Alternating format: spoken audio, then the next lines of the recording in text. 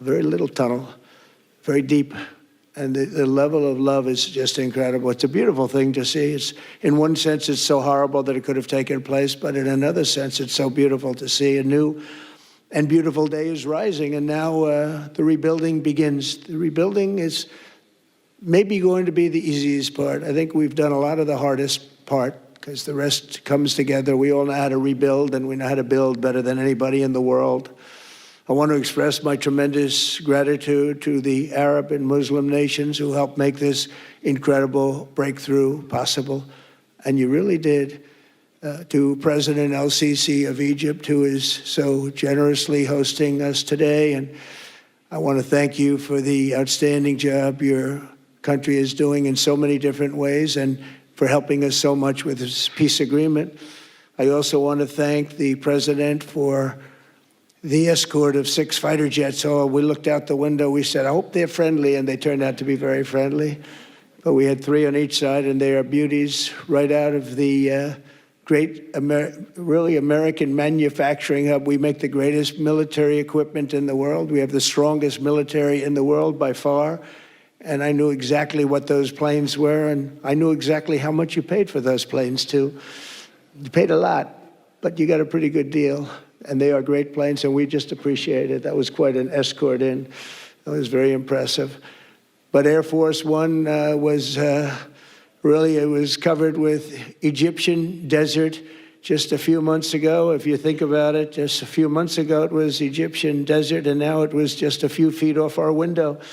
And it was a spectacular sight, and I appreciate it very much. Really, that was pretty good. You got our people by surprise. I don't know if they were thrilled right at the beginning, but they were thrilled as we sailed along very, very calmly and safely. And I'm deeply honored to receive from you, Egypt's highest state honor, the Order of the Nile. The Nile is so beautiful, so magnificent. It's such a beautiful title, the Order of the Nile. Thank you very much, Mr. President. Appreciate it.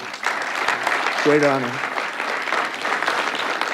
I also want to give a very special thanks to the Emir of Qatar, a man who's outstanding. He's been a friend of mine for a long time, long before politics, and he's a fantastically respected man. His Highness Sheikh Tamim is respected by everybody. He's respected by everybody, and in the most positive way, not only because of power, because of his heart. He's got a tremendous heart. And he's a great leader, and his country loves him. Thank you very much for being here. It's an honor.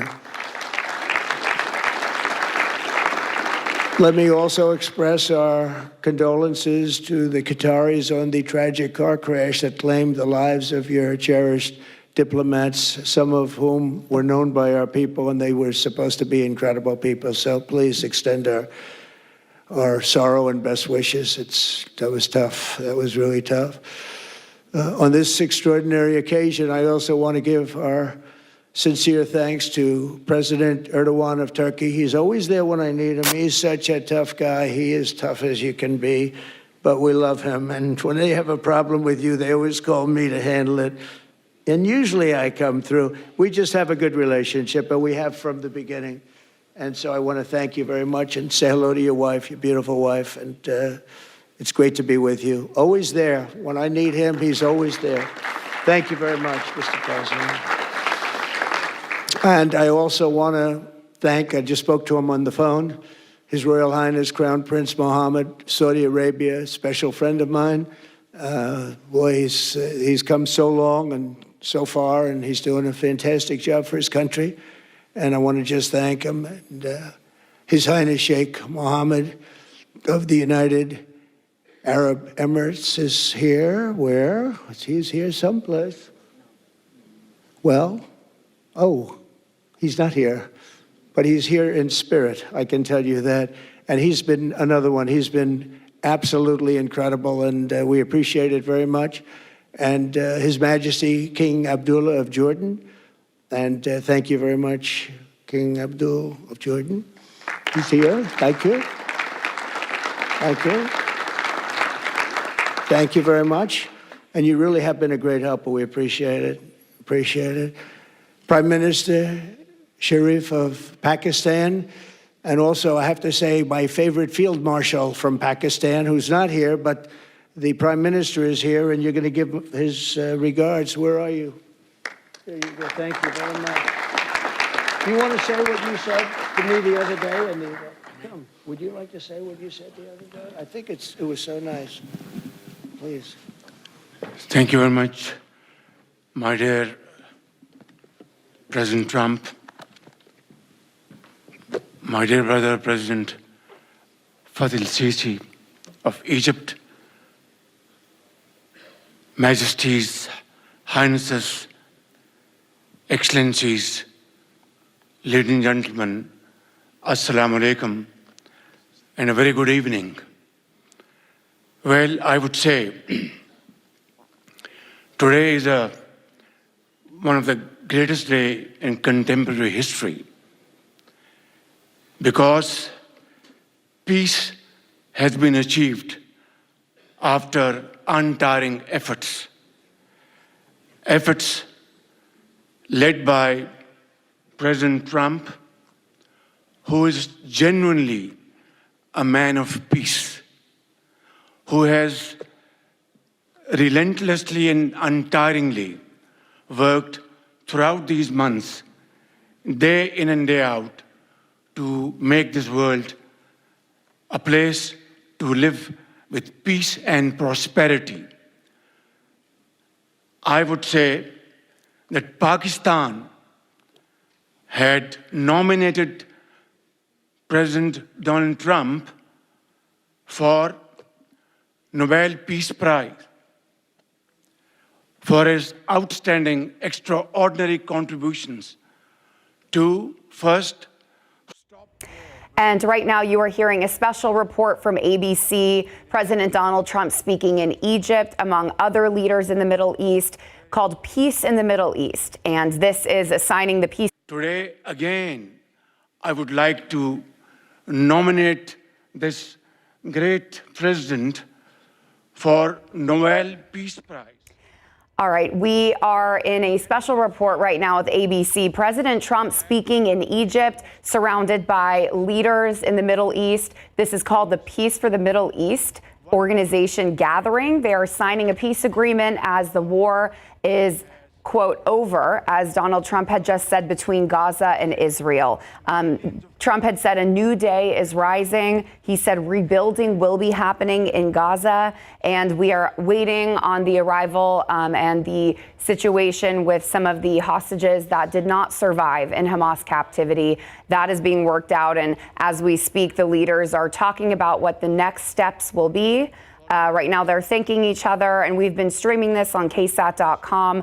We're going to move on to our newscast, but we will have this throughout the day, coverage throughout the day from ABC. You'll see it online and in our newscast. So right now, back here at home, let's get to the weather because we know that it has been super, super hot here. Very warm here in San Antonio. We're going to once again push 90 degrees this afternoon.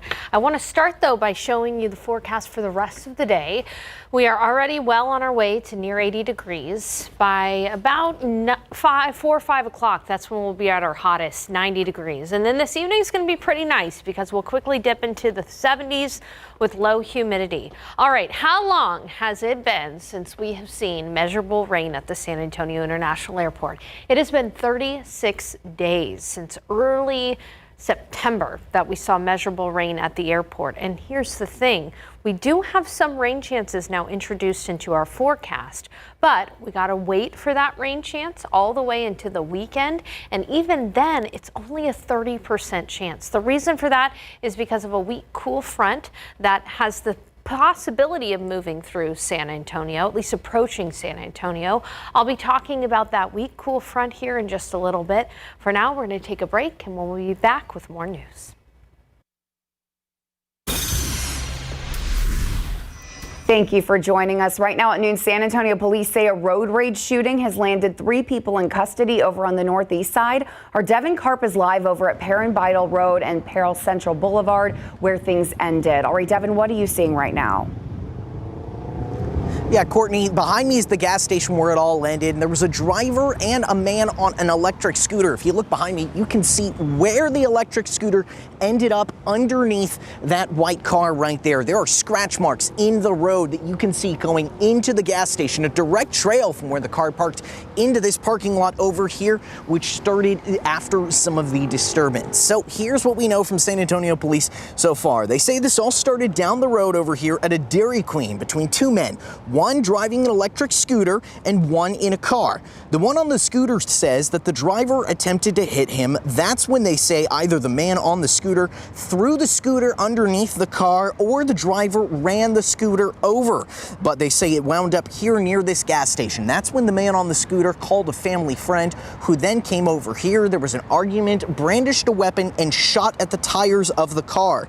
He came over here. Police say that they have all three men in their 20s and 30s in custody while they're working to figure out exactly what happened over here.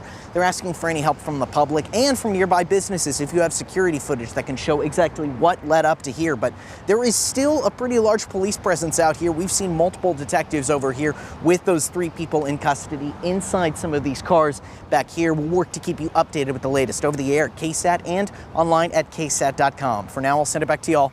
Devin Karp, KSAT 12 News. All right, thank you so much, Devin. Well, right here at home, the trial for three former San Antonio police officers resumed just about an hour ago. The three men are charged in the death of Melissa Perez back in June 2023. Now, testimony is underway. Our Erica Hernandez live at the Justice Center. So, Erica, what evidence has the jury seen so far? Yeah, Courtney, so we're still at the very beginning stages of this case, but there is one video that the jury has seen, and it's of those first initial moments when San Antonio Fire Department responds to the apartment complex of Melissa Perez. Now, this is what kind of sets everything in motion. This was all back on June 23rd, 2023. The fire department responded to her complex on the southwest side after it was reported she damaged the fire alarm system. This is video of that encounter. She can't even be heard telling them that she cut the alarm system. Not only that, but Captain Christopher Hudson of the SAFD said a lot of what she said didn't make sense, but she wasn't threatening them. This would, though, eventually escalate as Perez would refuse to talk to officers and go inside her apartment. More than 2 hours later, it would end with Perez being shot by former Sergeant Alfred Flores and former officers Elizar Alejandro and Nathaniel Villalobos. That exact video and her behavior, but is still being scrutinized, though, by the defense in cross-examination. And that is where we're at now. That SAFD captain is only the second witness to be called up so far in this case. There's been a lot of delays and some technology issues, but it is ongoing right now. You can actually watch it live on any of our digital platforms, and we'll be back here at 5 with the full wrap-up of today's testimony. Live at the Kidder Reeves Justice Center, Erica Hernandez, KSAT 12 News. All right, warming up now to 82 degrees in San Antonio, totally blue skies. It is sunny, and it is going to continue to be hot this afternoon. A look at the pollen count. Over the weekend, we had ragweed at moderate levels. Now, ragweed is low, thank goodness. Molds are low, too. Take a look at the aquifer. It is down almost half a foot in the last 24 hours. We are well below that monthly average by nearly 35 feet. Very small chance for rain in our forecast, but mainly staying hot and dry. I'll show you a comparison to early September when everything was nice and green to now. Everything is dry, brown, and crunchy. Details coming up. We were out there yesterday for the fentanyl awareness walk. Yeah. So many people showed up. If you went, thank you. And even though it was pretty hot, there was a breeze, which was really, really helpful. And the shade. And the shade, yep. So the low humidity, even though it is hot, we are dealing with some low humidity, but it has been so dry, Courtney. I mean, again, like I just said, 36 days since measurable rainfall in San Antonio. Yeah. Take a look at your screen. What I'm showing you right now is an image from space from September 10th. So just a couple of days after we got a lot of good rain around the Alamo City, you can see how everything is a little nice and green. Watch what happens when I show you just yesterday. Okay, so right on your screen, you're seeing September 10th. And then this is yesterday. Do you notice how brown things got there? So again, September 10th, nice green and lush. and then yesterday. So we desperately need rain in San Antonio, and unfortunately, even our small chance for rain on Sunday is just not going to cut it. And that small chance for rain is because of a potential front. And I say potential front because until the cold air develops up north all the way in Canada, we can't for sure say if that front is going to make it through to San Antonio yet. There are some indications that we could, but we have to wait and see. So in your headlines, what do you need to know? Pretty much every day this week is going to be very similar. Cool mornings, right around 65 degrees, and hot afternoons near 90. But the good news about those hot afternoons is that it will be dry, meaning low humidity, no heat index value. What you see is what you get when it comes to the temperature. That being said, there is the potential for a cool front, but we do have to wait a while. The weak front is possible on Sunday, and maybe even beyond that, we could see another front. But until that cold air forms, it's going to be hard for us to know exactly when we're going to get that first crisp, cool fall feeling in the air. Otherwise, across the nation, there is a lot going on. We've got snow, flooding, and a gusty nor'easter all across the nation. Here's a look at that potential front around Sunday, October 19th. It at the moment appears to be weak, and we still have a lot of questions. Timing, what time and if that front will move through San Antonio and South Central Texas, the strength of that cold air, and the rain chance associated with that front as well, around Sunday, October 19th. Outside right now, it is 82 degrees in the Alamo City, 85 in Seguin, and it's 83 in New Braunfels, still in the upper 70s in the hill country. For the rest of the day today, mostly sunny skies, not problematic weather at all. 90, the biggest problem is you may have to crank up the AC in your car, and that 90 will feel just like it is 90 degrees. So hot, but not too oppressively hot with high humidity. And then a quickly cooling forecast this evening. We'll be in the 70s really quickly. I found that the best time to be outside during the last couple of days has been as the sun is getting a little bit lower in the sky, and it feels pretty good with that low humidity in the shade.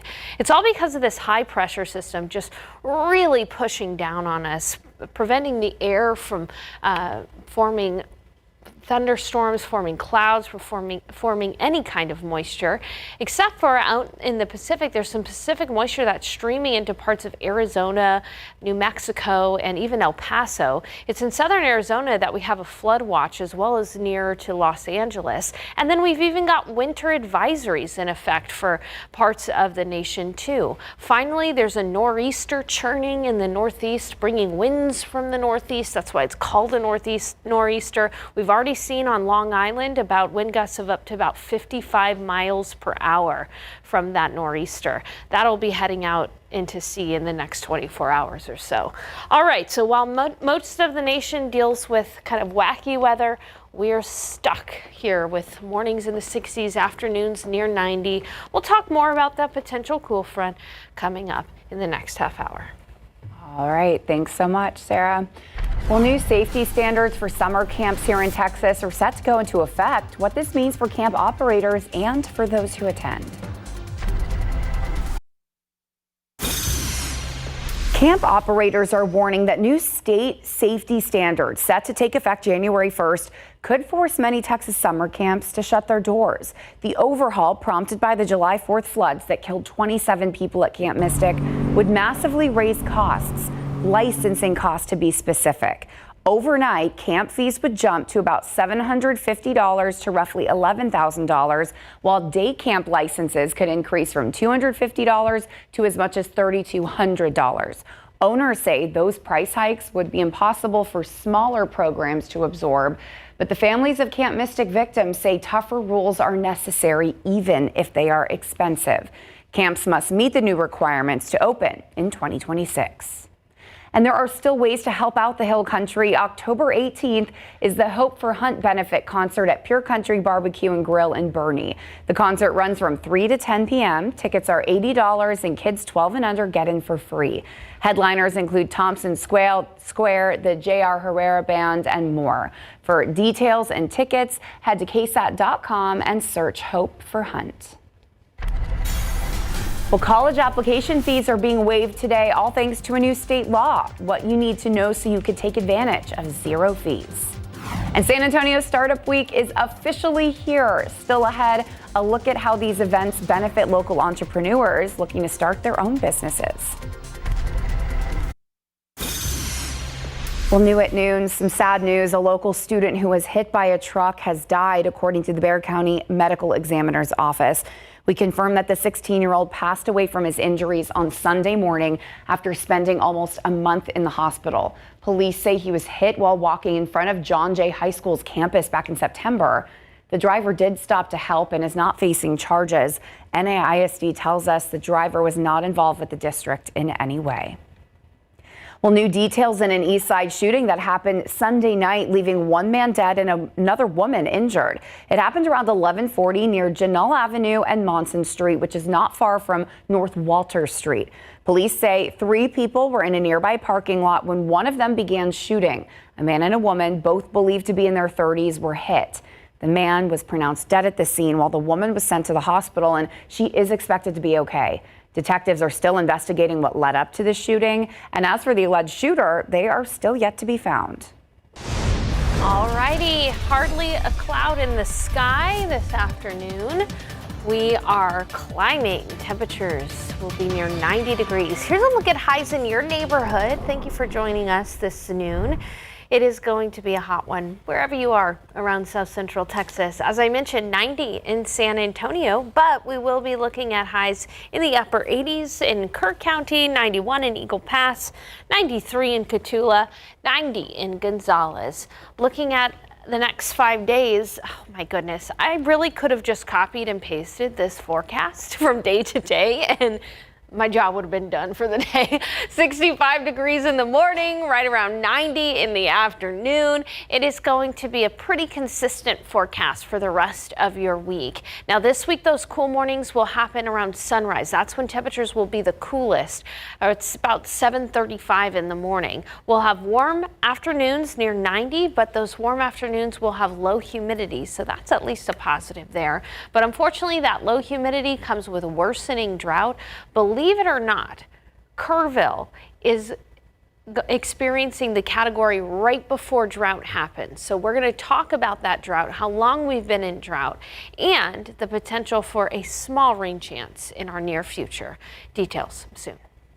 Why can't the Spurs pay for a new arena all by themselves? Why do you need public dollars to do that? They're big questions before a big vote that's just weeks away. Funding for a new Spurs arena is on the ballot. A lot of voters are concerned when they look at this large amount of money coming from the city and the county. It's a project with excitement, debate, and implications for downtown San Antonio and beyond. If the Spurs don't get a new arena downtown, do they leave San Antonio? There's nothing about what's going on in San Antonio that is unique. On Tuesday, KSAT breaks down what's before voters in Propositions A and B, who would pay for a new Spurs arena, and what's happened in other cities when pro teams want new homes.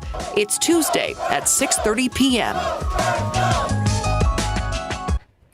Well, today officially kicks off the 10th annual San Antonio Startup Week, bringing together entrepreneurs and investors who hope to help local business community thrive. Startups from gaming developers to high school seniors trying to make a soda healthy weighed in over the past few weeks on what this event means to them. And now finally, we get to see it come together. Devin Karp spoke with Geekdom CEO Charles Wooden to ask what makes San Antonio Startup Week stand out.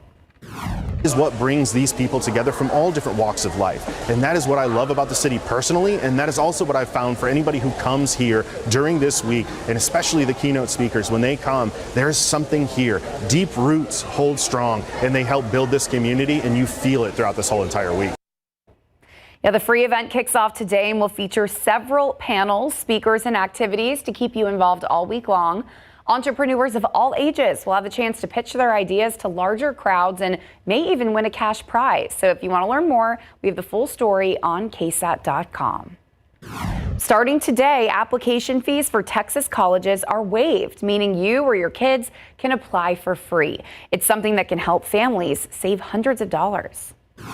We see a lot of students that the price and just the idea of having to spend so much money on college really just deflects them from attempting. Today and all the way up to October 19th at 11:59 p.m., you can apply to any public college in the state with all of your fees waived. Interested in becoming a nurse but don't know where to start? Well, Northeast Lakeview College is hosting a nursing program open house today. It's from 4 to 6 p.m. at Paluxy Hall. You'll get a chance to learn about the program, the application process, and important deadlines. Plus, you can tour the nursing labs and talk with faculty and current students. Applications for fall 2026 open in March, on March 2nd, and run through July 15th. To learn more or to reserve your spot, visit alamo.edu/NLC. Well, this evening, SpaceX is expected to launch another Starship flight test. If weather conditions cooperate, the launch window opens at 6:15 p.m. This will be the 11th test flight for the Super Heavy booster.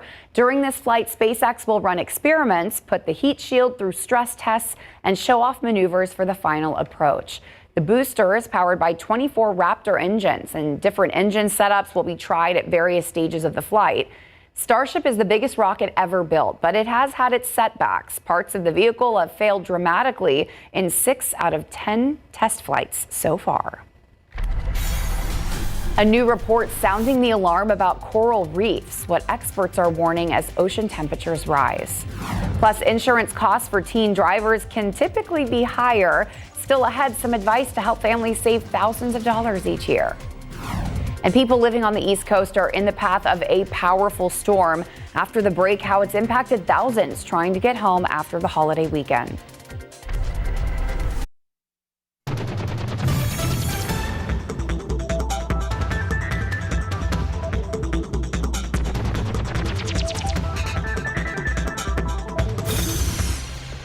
Well, millions of Americans are in the path of a powerful nor'easter bringing high winds and heavy rain up and down the East Coast. And thousands of flights are impacted as people try to get home after the holiday weekend.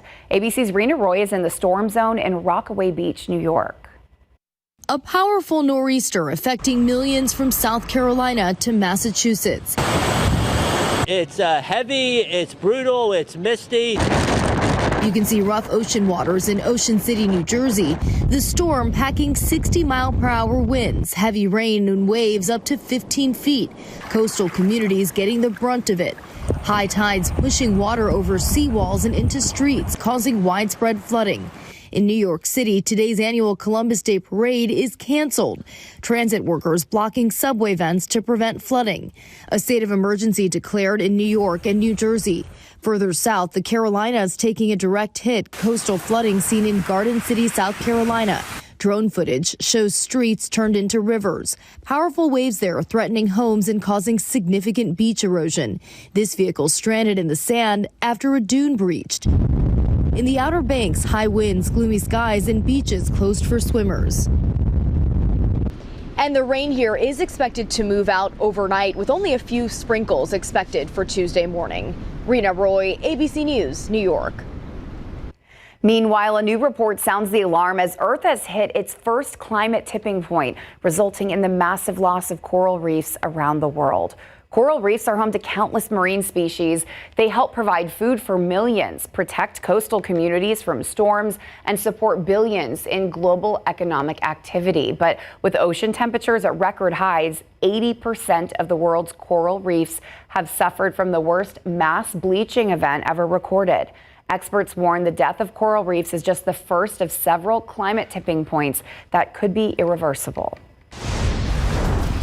We are warm outside. In fact, we're running about 8 degrees above average later this afternoon with a high of 90 expected. We usually see a high temperature this time of year right around the low 80s, so we are much warmer than average.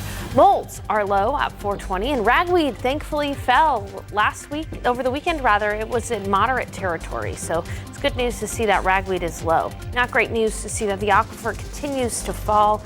It is well below the monthly average by 35 feet. Very, very small chance for rain in our forecast, but for the most part, kind of what you see is what you get outside. I'll have details coming up. New research shows that humans are living longer than before, generally speaking, but there's a growing crisis among young adults and teens. A new study reports between 2020 and 2023, life expectancy returned to pre-pandemic levels, over 76 years for women and more than 71 years old for men. The top causes of death worldwide are now heart disease and stroke, not infectious diseases, with about half of these deaths being preventable. But the study also found a sharp rise in deaths among 20 to 39-year-olds in high-income North America. The main drivers seem to be suicide, drug overdoses, and heavy alcohol use. And speaking of young adults, if you're a parent, you know teen drivers can be risky behind the wheel, and that often means higher insurance costs. Our Erica Hernandez shares helpful tips to help families pick out the right car and make smart insurance choices that could save you thousands each year. For now, Jordan Hinkson is just getting a feel for the road with mom by his side. Ideally, the car for him would be bubble wrapped, but in the real world, I would just want something that's safe. The type of car matters because teens have crash rates nearly 4 times those of drivers 20 and older, and car crashes are the leading cause of death for ages 15 through 24. Choosing the right vehicle is critical. You're going to want to choose a car that isn't too small and also that isn't too fast. Not only is it going to be cheaper to insure, but it's also going to give that teen driver a better sense of their speed. Consumer Reports and the Insurance Institute for Highway Safety identified more than 50 used cars under $20,000 that have performance and features designed to keep young drivers out of a crash, but that also have high levels of crash protection if the worst does occur. On the list, popular picks like the Honda Civic, Toyota Corolla, and Hyundai Tucson. But finding the right car is only half the challenge. Insuring your teen can be pricey. Premiums can run much higher than for experienced drivers. One common question, should you put your teen on a separate plan? In general, no. Putting your kid in a separate plan will cost more money. So shop around. As we found, and as we find over and over, loyalty doesn't pay. Insurance companies want to attract you with lower rates. Consumer Reports found that the median savings for policyholders who switched insurers recently was $461 on their annual premium. As for coverage, it may be tempting to cut back on collision or comprehensive to save money. But CR says, never skimp on liability insurance, even if it does save you money on your premium. The right car and coverage can go a long way toward protecting teen drivers. Erica Hernandez, KSAT 12 News. Now, depending on the value of your home and other assets, you may also want to ask about an umbrella policy. It's extremely extra liability coverage that goes beyond your limits of your auto and homeowners insurance. Good information there. Hey, so we were talking earlier about the potential SpaceX launch. The thing is, oftentimes these launches are scrubbed before, but if this launch does go on, we might be able to see it from here. Yeah, especially on its second orbit. And here's the thing, skies are going to be clear tonight. So regardless, it'll be a nice clear sky. If the launch goes forward, try to see if you can see it. That would be nice. It said the window opened at 6:15. Yeah, 6:15. So we'll see. And then, that would be cool. Sunsets shortly after that. And if you do happen to see it, take pictures. Post them to KSAT Connect. We love to show them on air. Now, we also love rain. And it has been a very dry month for us. Yes, take a look at the last 30 days. I'm showing you across the state of Texas the percent of normal rainfall. We in San Antonio the last 30 days have seen 0% of what we usually see for the last 30 days, meaning we've seen no rain, okay? It's been 36 days since we've seen measurable rain at the San Antonio International Airport. Del Rio, only 5%. Even Dallas-Fort Worth, only 11% of their normal rainfall in the last 30 days. But look at El Paso. El Paso is one of those areas that is currently dealing with drought, that has actually seen more than its usual amount of rain in the last 30 days. So while El Paso is seeing drought relief, we certainly are not here in San Antonio. And it's hard for us to see any decent, good, healthy rain chances in our future. Even on Sunday, when we do have a rain chance, it's only 30%. And that chance for rain is highly dependent on if we get a cool front or not. And I still say if, because it's not a guarantee that we're going to see a cool front on Sunday. Take a look at temperatures across the nation. This is that time of year when you look at the national map and you sometimes think, oh man, I wish I was in Denver right now where it's 54 degrees feeling like fall. Wish I was up in the north where it's 50 degrees. Or if you're really crazy, I wish I was in Billings, Montana where it's close to freezing right now. Those are the things that we just have to continue to be patient for, the cooler air. There is that cool front that's through the central portion of the United States, but this front is not going to make it to us. We are going to be stuck with this high pressure system right overhead, causing the air to sink rather than to rise. And that's why we're not seeing much, if any, number one, cloud cover and rainfall for that matter. But there is some rain on the west side of this high pressure system, closer to the front, up near Lubbock and areas like Midland, Odessa. They're enjoying some rain. We, for the rest of the day, are going to be sunny and dry, 90 degrees for the high temperature. And then tonight, temperatures will quickly fall after sunset. I mean, by about 10 o'clock, we'll be at about 78 degrees for the temperatures there. Looking ahead to the next couple of days, highs near 90 degrees every single day, well above average by some 6 to 8 degrees. By next Sunday, there's still the hope for a weak cool front that could drop our highs into the 80s. But as you can see, that's still above average. We have to wait and see if that front actually makes it to San Antonio. Meanwhile, extreme and exceptional drought for those of us around San Antonio, Hondo, with severe drought out near New Braunfels and Seguin. Look up into the hill country.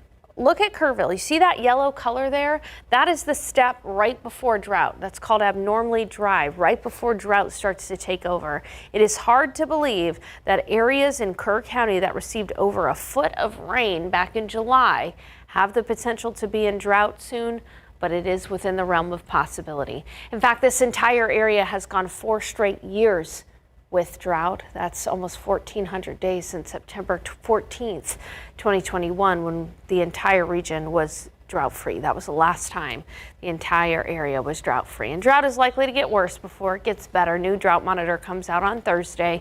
We are stuck with mornings in the 60s, afternoons in the 90s. Not technically record territory, but it's getting close. We'll be back with more news after the break. I would like you to meet Ares, the ultimate soldier. Tron Ares easily sped to the front of the box office race this weekend, but its $33 million domestic haul fell short of the $45 to $50 million opening weekend expectations. The film, produced by Disney, the parent company of ABC News, didn't come close to the prior installment of the 50-year-old franchise, 2010's Tron Legacy, which opened to $44 million. In the number 2 spot this weekend, Roofman, starring Channing Tatum, based on the true story of a crook who lived in a Toys R Us for several months, earning just $8 million. And rounding out the top 3, One Battle After Another, starring Leonardo DiCaprio, which added another $6.6 million to its domestic coffers and another $21 million globally. The Paul Thomas Anderson flick, which has been getting some Oscar buzz, earning $158 million total so far. Questlove received the Peabody's 2025 Trailblazer Award Friday night in West Hollywood. The recording artist and Academy Award-winning filmmaker says he aspires to live up to the title and what it means to be a storyteller. It's important now more than ever to preserve history and recipes and stories and anecdotes and not dismiss our inside voice. And happy birthday to actress Kate Walsh. The Grey's Anatomy alum is turning 58. And that's what's happening in Hollywood. I'm Dave Packer, ABC News. All right, are you looking to adopt a new fur baby? Now might be the perfect time because the Animal Defense League of Texas is hosting the National Empty the Shelters event now until Wednesday, October 15th. That means all adoption fees are waived for puppies, kittens, dogs, and cats. Every adoption includes spay or neuter surgery, vaccinations, a microchip, and more. The Animal Defense League locations are open daily from noon to 7 p.m. All right, we were talking about the potential to see the SpaceX rocket. This is from back in April on our KSAT Connect. Wow. You can see kind of the halo of the second combustion there. It's important to note that no matter if it's scrubbed or not, we will not be seeing the actual rocket launch. That's too far away, all the way in Starbase. But what we could see if the launch happens is what you're seeing on your screen. It kind of looks other earthly, doesn't it? I know, don't freak out if you see it. It's not aliens, okay? It's a rocket, and it's the second combustion there. It does look really cool, and because of the parallax of it moving away from you, it almost looks like it's moving in a weird direction. So if you do happen to see that tonight, if the launch happens, post them on KSAT Connect, just so we can show them on air. I love watching Sarah geek out over space. I will always geek out over space. Have a great day.